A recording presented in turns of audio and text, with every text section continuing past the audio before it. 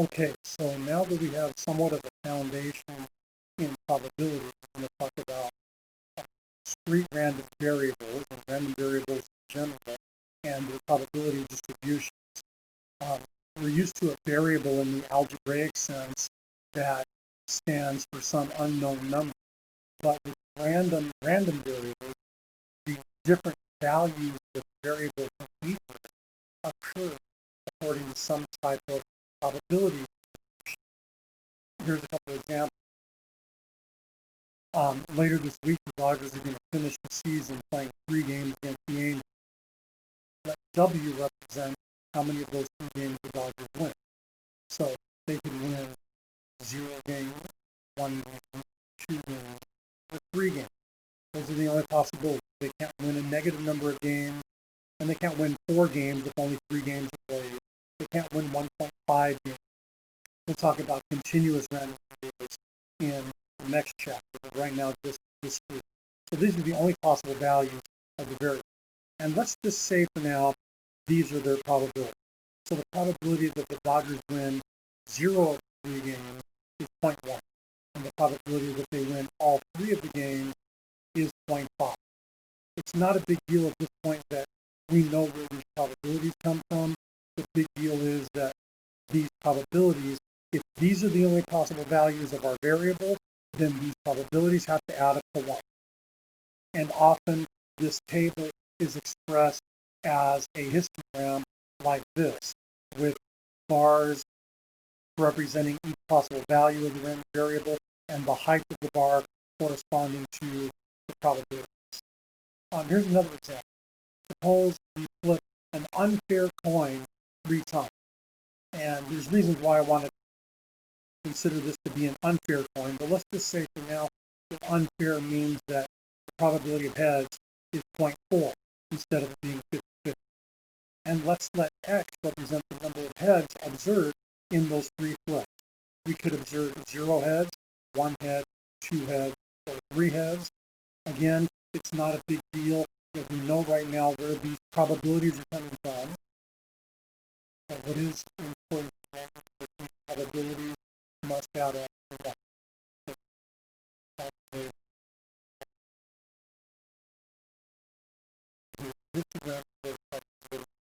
And then a little bit of an esoteric point. Sometimes there's a distinction made between the uppercase letter X, which is for the actual random variable, and a lowercase letter X, which is a particular value. So a lot of times instead of this notation, lowercase p of lowercase x, a lot of times it's written as uppercase p of uppercase x equals x. So the probability that our random variable x equals a particular number, probability that x equals 0. So a discrete random variable can have a finite number of possible values like this, or it could have an infinite number of possible values, as in the Poisson random variable and the geometric random variable, and we'll talk about Poisson a little later in this chapter. Often we also talk about a cumulative distribution function, or CDF, along with PDF. So in the CDF, the first entry is usually the same as the PDF, and then the entry for our variable being 1, it's the sum of all the probabilities less than or equal to 1. And then for 2, it's the sum of all these probabilities here less than or equal to 2. And then for 3, since that's the biggest it can be, the probability of it being less than or equal to 3 has got to be 1. So it's f of x, and it's CDF, and it's the probability of our variable being less than or equal to the specified value.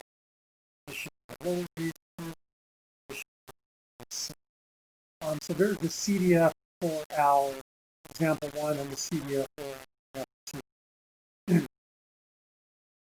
You can, from the CDF, figure out the PDF. For example, if you want to know the probability that x equals 2, that's the CDF all the way up to 2 minus the CDF up to 1. So the CDF up to 2 is adding up all the probability less than or equal to 2. So the probability that x is 0 plus the probability that x is 1 plus the probability that x is 2. And then the CDF up to 1 is all the probability less than or equal to 1. So the probability that x is 0 plus the probability that x is 1. You subtract those two, and what you're left with is the probability that x is 2. So you can subtract two values of the CDF to get a single value of PDF. Also use the CDF to find a range of values for the PDF. So if you want to know the probability that x is between 2 and 3, including 2 and including 3, then you do the CDF up to 3, which adds up all the probabilities up to 3, and then you subtract the CDF up to 1, and then what you're left with is the probability of the 2. So kind of an important number associated with data in general is the mean, and so now turn our attention to the mean of the discrete random variable. Also, sometimes this is known as the expected value of a random variable. So the reason why there's two terminologies is this. In our coin flipping example, if we flip 3 coins and wrote down the number of heads, and then flipped the coin again 3 times and wrote down the number of heads, and flipped the coin again 3 times and wrote down the number of heads, and we kept doing that over and over again, sometimes we get 0 heads, and we could take the average or the mean of all of those outcomes for the number of heads and figure out on average how many heads are we going to get. But it is also reasonable to ask the question this way. If you're about to flip the coin 3 times, how many heads do you expect? How many heads are expected? So the term expected value and the term mean are kind of used interchangeably with random variables. And to find this mean, we're not going to just add up all the numbers divided by n like we did with the data set. We're going to add up all the numbers, but weighted by their respective probability. So each value of x times the probability of that value of x, and those products added together. So in example 1, that's going to look like 0 times the probability of the 0, 0 times the probability of the 0, that's 0 times 0.1, then 1 times the probability of a 1, and then 2 times the probability of the 2, so that's 2 times 0.3, and then 3 times the probability of the 3, that's 3 times 5. So each value of x, our 0 and our 1 and our 2 and our 3, and then the probability of each value, the product is put together, and that gives us an answer of 2.2. So in this example 1, that means before this series between the Dodgers and the Angels plays, we expect the Dodgers to win 2.2 games. Please don't find the need to round that off. We're just going to leave that as 2.2. Or another way of looking at this is if they played a 3-game series with the Angels over and over again, on average, they would win 2.2 those games. In our coin flipping example, we approach it the same way.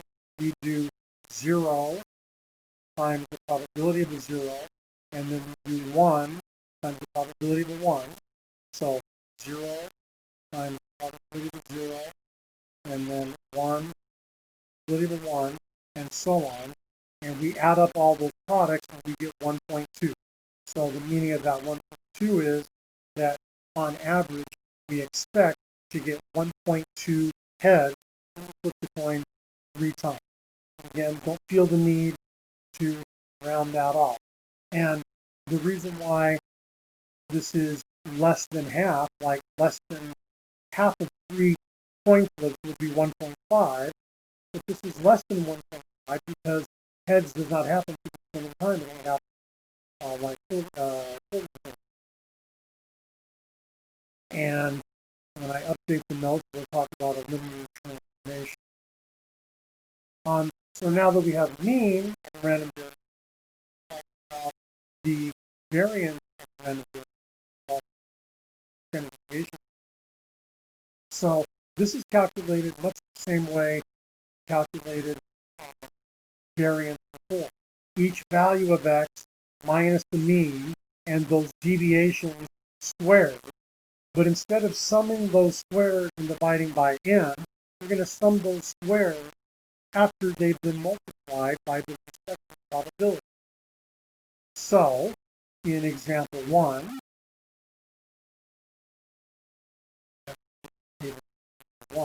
this would be 0 minus the mean, which we just calculated earlier, was 2.2.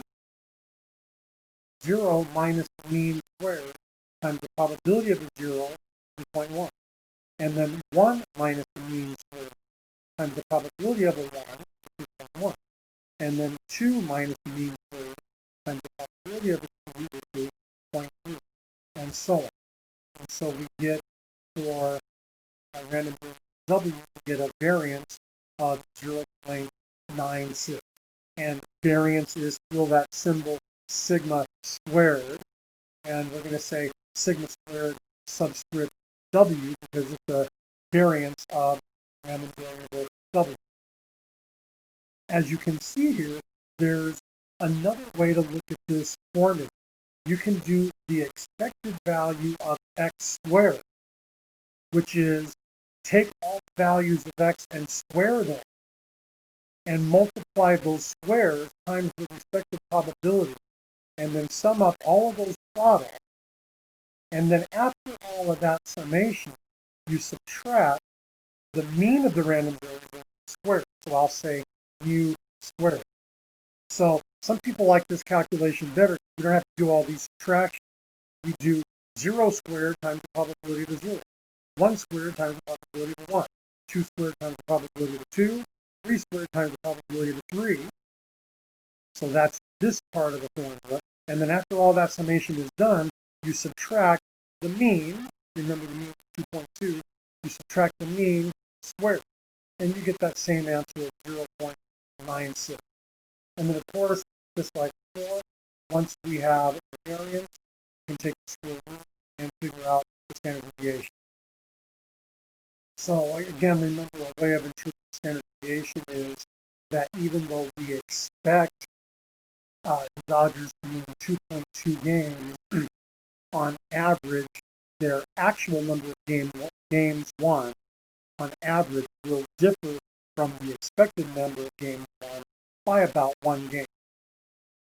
If we run through all of that with our point difference, again, doing this both ways, each value of x, 0, 1, 2, and 3, minus the mean of our random variable x, which is 1.2.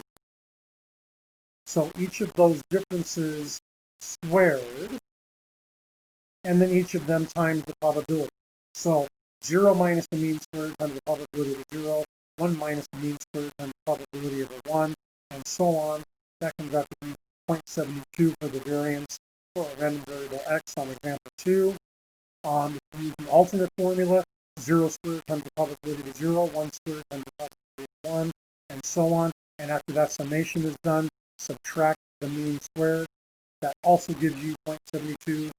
And that's the variance. If you want the standard deviation, you take the square root of the variance. Usually, though, with problems involving random variables, they tend to speak more about the variance than they do about the standard deviation. But either way, that's the formula for variance. Take the square root of variance if you need standard deviation. So there's a specific type of random that's probably very important moving forward, and that's a binomial random variable. And this consists of a fixed number of trials, where each trial can only be 2 possible outcomes, very much like flipping a coin. And so here's the criteria that needs to be met. You should have a fixed number of independent trials. In other words, you know ahead of time how many trials you're going to do. you should have a situation where there's only two outcomes on each trial. When you have a trial,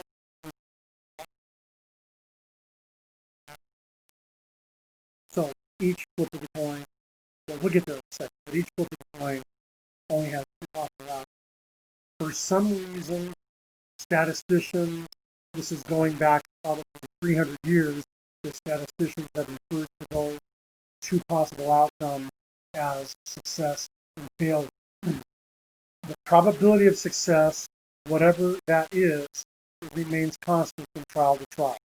And we usually indicate the probability of success with a lowercase p, and the probability of failure is sometimes indicated with a lowercase q, or it's sometimes just written as 1 minus p. So there's only two things that can happen. So if the probability of success is p, then the probability of failure has got to be 1 minus p. And then the other thing is, we have to have a random variable x, which is counting the number of successes in the n trial. When all of those conditions are met, then we call that random variable a binomial random variable. And the probability distribution follows the binomial distribution. So note, our example 2, coin flipping example, meets all of these criteria. We had 3 flips of the coin, which is our 3 trials, so n equals 3. Each flip of the coin was independent from the other flip. So what happens on the first flip in no way influences what's going to happen on the second flip. So we've got n trials, that's fixed number, and we're independent. Also, there's only 2 outcomes on each flip, which was heads and tails. And in that example 2, it was heads that would be considered a success because we were counting the number of heads. The probability of success, which is heads, remains constant on each flip. In other words, the probability of heads is 0.4 each flip, and our random variable x is counting the number of successes, heads, in the n trial, or in this case, in 3 flips. When a variable meets the conditions for a binomial random variable, there's a nice formula which will give us the probability distribution. But in order to motivate that formula, I want to look at where these probabilities came from that we saw earlier, for example 2. So these are the probabilities. We should have already checked if the probabilities add up to 1. So follow me on this. This shows x equals 0. If our random variable x equals 0, then that means we have observed 0 heads. And the only way you can observe 0 heads is if the outcome of the 3 flips was tails, tails, tails. That's the only way you can observe 0 heads. And I'm going to write that using an and statement. That means your first flip was tails, and your second flip was tails, and your third flip was tails. And because the coin flips are independent, we are allowed to write this and expression as a product of probability. So that's the probability that the first flip is tails, times the probability that the second flip is tails, times the probability that the third flip is tails, which is 0.6 times 0.6 times 0.6. If somebody's wondering where the 0.6 came from, remember that we said the probability of heads was 0.4. And there's only 2 things that can happen, so that means the probability of tails has to be 1 minus 0.6, which is 0.6.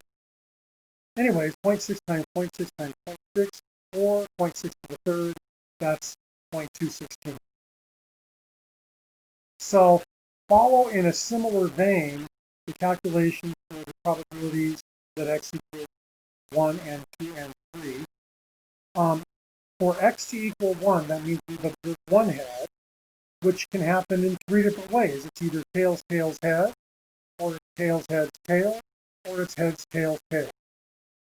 And this or probability, this or expression, I'm going to write as the sum of these 3 different things, because these 3 different things, at this point, I don't have any at the end of it. And just like I did on the previous problem, for the probability of tails, tails, tails, or I should say for the probability of tails, tails, heads, I'm just going to multiply the probability of tails times the probability of tails times the probability of heads. And similarly for tails, heads, tails, and similarly for heads, tails, tails. Again, I'm multiplying this up because that's and the independent events. And then you'll notice that all three of these have a 0.6 and a 0.6 and a 0.6. So I'm going to write that as 3 times 0.4 times 0.6 times 0.6. Or you could say 3 times 0.4 times 0.6 squared. But either way, that comes out to be 0.422, which is our answer right there. So it's not, so these numbers that I put in this table earlier are not just random numbers. They're numbers based on probability calculations that we learned about in the previous chapter. Anyways, I'm also showing, I'm going to blow past this a little bit, but I'm also showing the calculation for the probability that x equals 2 is done in a similar way to x equals 1. And that comes out to be 3 times 0.4 squared times 0.6, which is 288. And the probability that x equals 3, that means you've got 3 heads, and there's only one way that can happen. So that's the probability of heads times the probability of heads times the probability of heads, which is 0.64. So these are the probabilities that we calculated earlier. And then here's how we just got done calculating them. Like we had a 3 times 0.4 squared times 0.6. So that's what's showing up there. And to help us see the pattern in these probabilities, I've embellished a little bit. So first of all, these two had a coefficient of 3. I'm throwing a coefficient of 1 on this one and throwing a coefficient of 1 on this one. And also, I'm trying to make all of them look like 0.4 sun power and 0.2 sun power. So notice on this one, even though there is no point, I've introduced a 0.4 to the 0 power. Of course, it's 1, so that doesn't change it. And on the last one, it didn't have a 0.6. I've introduced 0.6 to the 0 power, which doesn't change it. And also notice that these coefficients of 1, 3, 1 come when they roll in Pascal's triangle. And we've seen this before with combination. So these coefficients are straight out of our combination formula. 3 choose 0 is 1, 3 choose 1 is 3, and on, which can also be in the parenthesis notation. And so if we put all that together, a way of writing, something else about the exponent. Notice that as the number of successes x goes up, the exponent on the 0.4 goes up to match it. Because if x is 2, then you've had 2 successes, so we have the probability of success to the 2. But also notice, as the exponents on 0.4 are increasing, the exponents on 0.6 are decreasing, because there's kind of a complementary nature between the two. If you've had 1 success, then you must have had 2 failures. If you had 2 successes, then you must have had 1 failure, because those 2 exponents have to add up to our trial, which is 3. So if we put that all into a formula, we get a formula that looks something like this. The probability that x equals x is n choose x, so 3 choose 0, 2, 1. N choose x, the probability of success to the x, that's like 0.4 to the 1. And then the probability of failure, 1 minus b, to the n minus x.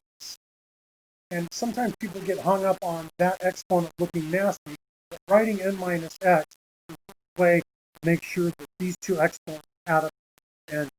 So if this exponent is 2, this exponent has to be 3 minus 2, so that the exponents add up. Sometimes, depending on the book or depending on the calculator, sometimes the number of successes is written using an x, sometimes it's written using a k, sometimes it's written using an r. Sometimes the combination notation is written this way, sometimes the combination notation is this way. So, And here's those 4 probabilities done on the calculator using the combinations function on the calculator and exponents. And I did this on the graphing calculator, but this could literally be done on any cheap scientific calculator as long as you can do combination.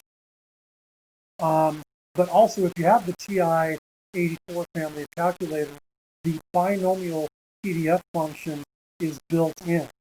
So instead of writing out the formula this way, you can just do binomial PDF, specify the number of trials, which is 3, the probability of success, which is 0.4, and the number of successes that you're finding the probability. So there's again the probability of 0 successes, the probability of 1 success, 2 successes, 3 successes. The way you get there is you press second bar and then arrow up from the bottom, and you will see a binomial PDF and a binomial CDF. So if you choose binomial PDF, tell it the number of trials, tell it the probability of success, and tell it the number of trials, the number of successes you want to find the probability of. And this will tell you that the probability of getting 2 successes is 0.288. This is the same thing we had here earlier, and the same thing we got up here earlier, and the same thing we had a long time ago up in our table 288. And the calculator also has a CDF, cumulative probability function. So notice that the CDF at 0 is the same as the PDF at 0. The CDF at 1, this answer here is the sum of the first 2 probabilities from the PDF. And the CDF at 2 is the sum of the first 3 probabilities from the PDF. And in this case, the CDF at 3 is the sum of all the probabilities, because our variable cannot be bigger than 3. And so if this is the biggest possible value of x, this probability is always going to be 1 on the CDF. And if I do split screen real quick, I can show you that this is the same values of the CDF that we got earlier talking about example 2. Here's our example 2 CDF, 216, 648, 936. Okay, our book also has a list of cumulative probabilities. I have that table linked on class webpage. So if you click on table A1, cumulative binomial, the only drawback to this table is double drawback. Number one, we can't look up the probabilities we just did on this table because the smallest value of n on the table is n equals 5. So the table only allows you to look up n equals 5 and n equals 10 and a couple other values. And also, you're kind of limited on what values of p you can look up. So that's very, very old school. Like I said, we have relatively cheap technology in the palm of our hand, which will figure out the binomial probability. So it's a little bit lame to be looking them up on the table, but the table is there if you really want to use it. One other thing, the value of n, which is the number of trials, and the value of p, which is the probability of success, those numbers in a probability distribution are referred to as parameters because the whole distribution depends on those 2 numbers. So oftentimes you'll see the probability distribution for binomial variables abbreviated like this. So here's an example of finding some binomial probability. Nationwide, 30% of fifth graders can identify the state of Colorado on a map. Suppose we select 14 fifth graders at random and ask them to identify Colorado. What's the probability that 5 of them can identify Colorado? What's the probability that less than 5 of them identify Colorado? So, since we selected 14 fifth graders at random, let's say n equals 14, and since 30% of them can identify Colorado on the map, we're going to say the probability success, 0.3. So then, what is the probability that 5 of them can identify Colorado on a map? What's the probability that the number of successes is equal to 5? So if you got to do this the long way on a cheapo calculator, 14 choose 5, the probability of success to the 5, and the probability of failure to the 14 minus 5. If you've got 5 successes, then you must have 9 failures. Also notice that the probability of success is 0.3, then the probability of failure has got to be 0.7. Anyway, you type that into any scientific calculator, you get this probability, or if you use the built-in binomial function on STA, you get the same probability. The second part of this, what is the probability that less than 5 of them can identify Colorado on the map? What's the probability that the number of successes is less than 5? So that means that the number of successes is less than or equal to 4. Because remember, since it's discrete, you can't have 4.5 successes. So if the number of successes is less than 5, then that means it's 4 or less. So that's the probability of 0, that's the probability of 1, that's the probability of 2, that's the probability of 3 successes, that's the probability of 4 successes. So you could find each of those probabilities individually and add them up, or you could use the CDF and just get it done in one shot. So the CDF is going to be second bar, arrow up from the bottom, binomial CDF, tell it the number of trials, in this case 14, tell it the probability of success, 0.3, and we want to know the probability of 4 or fewer successes. And we get that same answer, 5842. By the way, if you have an older TI-84, you're not going to get this menu that came up when I went through it. If you have an older TI-84, it's just going to pop binom CDF on the screen, and you're going to have to know the syntax, which is the number of trials, the probability of success, and then the number of successes. So anyway, that's really easy to do on the calculator, and really all you have to get out of it is how many trials there are and what's the probability of success. So that's it for this portion of the note. Stay tuned. In a day or two, we're going to have another portion of the notes that talk about a couple other random variables, and also we need to talk about the mean binomial and the standard deviation and variance of binomial. Stay tuned for those.